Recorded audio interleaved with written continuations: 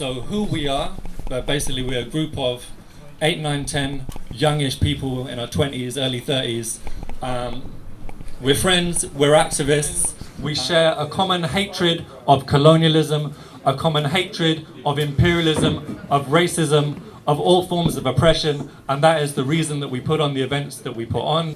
If you look at how Africa in particular is represented in the media, in the way we're taught history, it's systematically ignored, and people of African origin are systematically kind of put down and made to seem as if they are kind of barbarians and that they don't have a history and they don't have relevance and significance.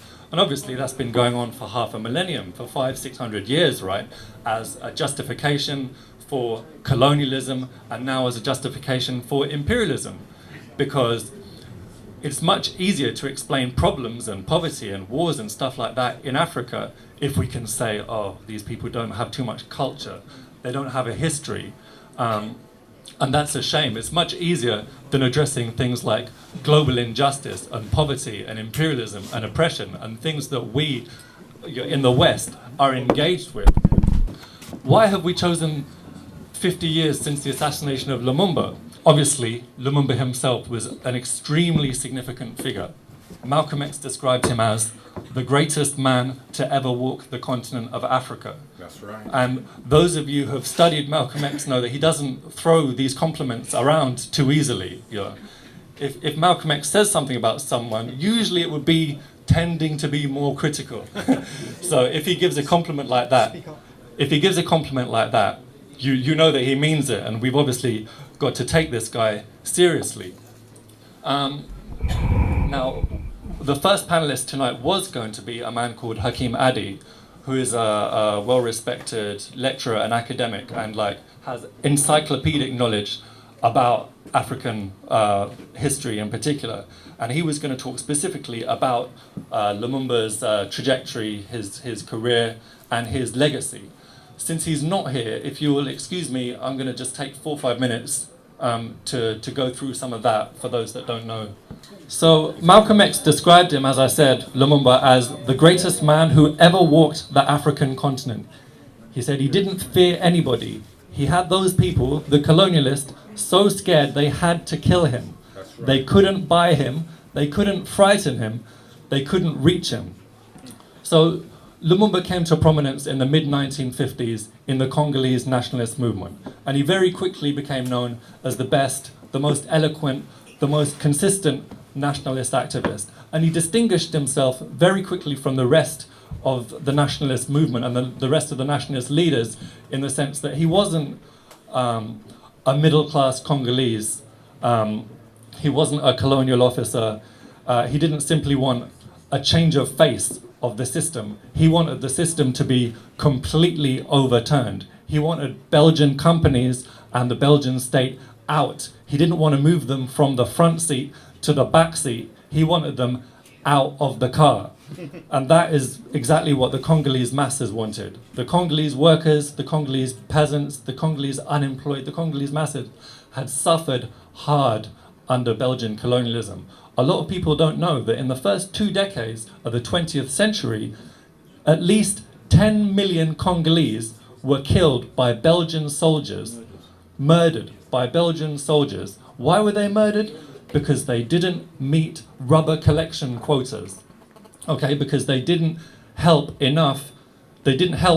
Belgium enough to rob Congo's natural resources. They were killed. Adam Hochschild, in his book, Leopold's Ghost, correctly refers to it as the first Holocaust of the 20th century. And it's a Holocaust hardly anybody has heard about. We've heard about the Nazi Holocaust, but we haven't heard about the Congolese Holocaust. And that's another example of Eurocentrism, quite frankly.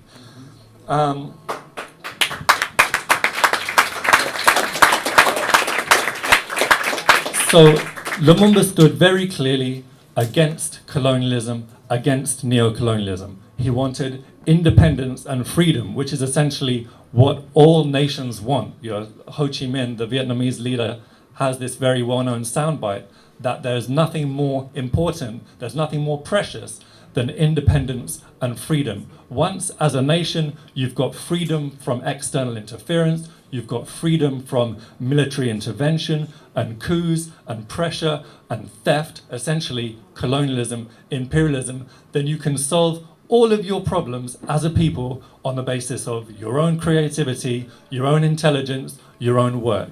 You need food, you grow food. You need clothes, you make clothes. You need houses, you build houses. You need schools, you build schools. But you can do all of these things. Your independence is the basis for all of these things. It's the basis for progress and moving forward with dignity. And this is what Lumumba was focused on, and that is why he was hated by the West. The Belgians, the CIA, they had a clear plan in Congo to replace colonialism with neocolonialism.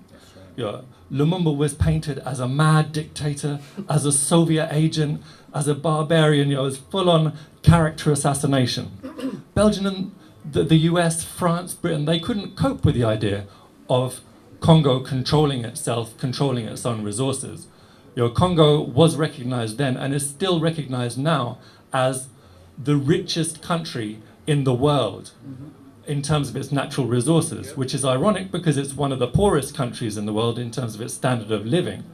But in terms of its natural resources, in terms of its proven deposits of coltan, copper, zinc, cobalt, diamonds, it's the estimated worth of those resources is around 25 trillion US dollars. So that's why the Americans cared. And that's why the Belgians cared, right? There was something to be got from it for them. And Lumumba stood in the way. Lumumba stood at the Independence Day celebrations in what is now called Kinshasa, what was then called Leopoldville, named after the Belgian king Leopold, who used this country 80 times the size of Belgium as his personal playground. Lumumba used that opportunity to speak the truth from the Congolese masses to the Belgian colonialists for the first time. It's one of the most significant events in the history of the struggle against colonialism, what he said, because the Belgian king had spoken, various Belgian dignitaries had spoken, and they'd been congratulating themselves on what a brilliant job they'd done in Congo. They brought civilization to the dark races, they brought industry, they brought culture, all of these wonderful things.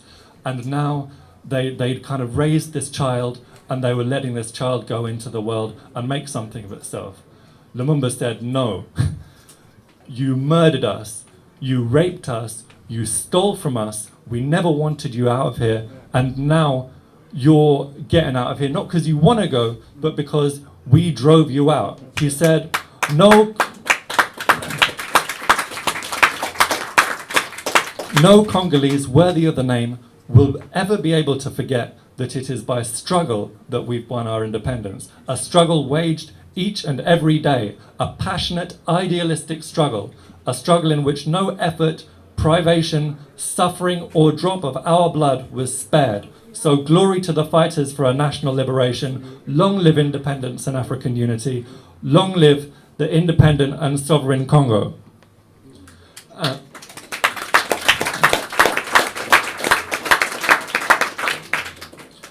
So, within 3 months of this, Lumumba had been deposed in a coup that was planned in Brussels and in Washington. Another 3 months later, he was assassinated.